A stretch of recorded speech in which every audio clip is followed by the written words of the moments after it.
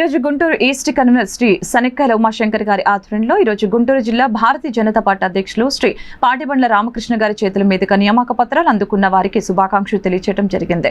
శ్రీ షేక్ గౌస్ పీరా గారు గుంటూరు జిల్లా మైనార్టీ మోర్చా అధ్యక్షులుగా నియమితులయ్యారు.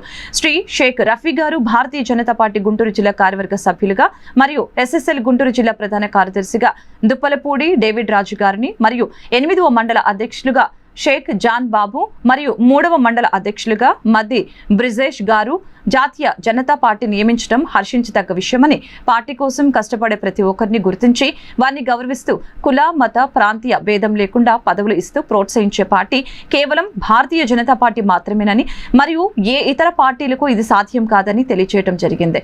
మరియు రాబోయే రోజుల్లో అందరినీ సమీకరణ చేసుకుని గుంటూరు ఈస్ట్ లో భారతీయ జనతా పార్టీని మరింత బలోపేతం చేస్తామని శ్రీ సనెక్కల ఉమాశంకర్ గారు తెలియజేయడం జరిగింది. ఈ కార్యక్రమంలో 4వ మండల అధ్యక్షులు రామకృష్ణ గారు మరియు మైనార్టీ నాయకులు షేక్ యూసఫ్ గారు మరియు గోపిరెడ్డి గారు తదితరులు పాల్గొన్నారు.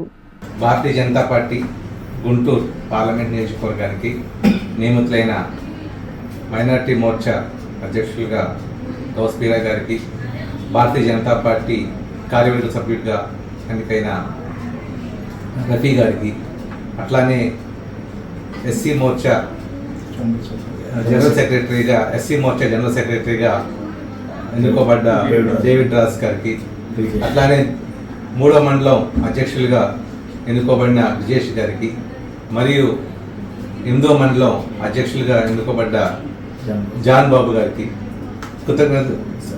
శుభాకాంక్షలు తెలియజేస్తున్నాను.